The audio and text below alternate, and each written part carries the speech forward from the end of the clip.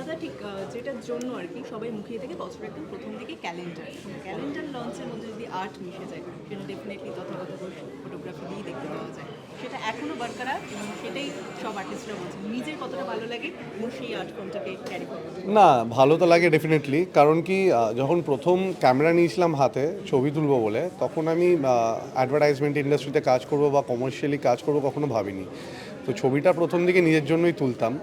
তো সেটা এখনও চেষ্টা করি করার, একটা এক্সিবিশন, একটা ক্যালেন্ডার। তো তার মধ্যে দিয়ে নিজেদের যে একটা থাকে না, যে যেটা তোলা হয় না, যেটা সবসময় সম্ভব হয় না, তো সেইটা তোলার একটা চেষ্টা থাকে, তো ভালো লাগে। তো যখন হয়, বেরোয়, বাকিরা বলে, তো খুবই ভালো লাগে। অর্থাৎ তোমার যখন ফটোগ্রাফি থেকে সেখানে একটা অন্য বিষয় থাকে, আর্টিস্টদের মতো চেনা যায় না, একেবারে অন্য একটা লুক তুমি দিয়ে দাও, তোমার চোখটা দিয়ে কিন্তু অন্যরকমভাবে দেখো। সেটা কীভাবে তোমার ভাবনায় আসে? হ্যাঁ, ছবিটাও তো একটা গল্প বলার মাধ্যম। তো আজকে আর্টিস্টরা তাদের থেকে ভালো ওই স্ক্রিনে ওটাকে রিপ্রেজেন্ট করতে পারবে।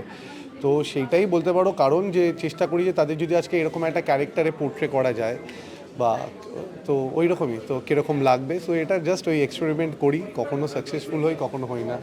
শুধুমাত্র আর্টিস্ট নয়, লোকেশনও তোমার কাছে একটা বেশ অন্যরকম আমরা দেখতে পেলাম। ইউএসপি হিসেবে কিন্তু লোকেশনও কাজ করেছে। হ্যাঁ, এবারে আমরা চেরাপুঞ্জিতে কাজ করেছি। তো ওই চেরাপুঞ্জির অম্বিয়েন্টটাতে যতটা গল্পটাকে মেশানো যায়, তো সেই চেষ্টাটাই ছিল। আমরা আগে লোকেশন এবার সিলেক্ট করেছি, তো তারপরে আমরা গল্পটা ভেবেছি।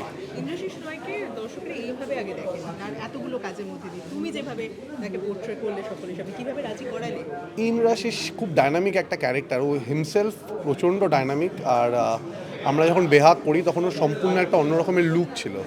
তো বেহাগের এক্সিবিশন যখন চলছিল তখন ইন্দ্রাশিসকে দেখলাম পুরো ক্লিন শেভডে, আমি ওকে ফার্স্ট টাইম দেখলাম।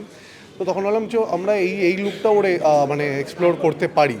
তো সেইভাবেই তো ওকে আমরা যখন স্টোরি লাইন বলি যে আমরা এরকম একটা ক্যারেক্টার ভাবছি, তো খুবই এক্সাইটেড ছিল। তো তারপরে আমরা ডেটস নিয়ে একটু হচ্ছিল, সবার ডেটস মেলাতে হচ্ছিলো, তারপরে আমরা করে নিলাম। আর দুদিনের মধ্যে করেছি পুরো শুটিংটা। ক্যালেন্ডার লঞ্চ ডেফিনেটলি ক্যালেন্ডারের প্রত্যেকটা মান্থ তোমার কাছে স্পেশাল থেকে, তার মধ্যে কোনটা সব থেকে স্পেশাল মান্থ তোমার কাছে? আমার কাছে সবসময়ের জন্য আমার জন্ম মাস ফেব্রুয়ারি। বাট ক্যালেন্ডারটা যখন আমি ডিজাইন রেডি করছিলাম তখন আমি দেখেছি বাকিদের যেই দুজন আছে ক্যালেন্ডারে, তাদের মান্থ অনুযায়ী আমি ছবি সিলেক্ট করছিলাম।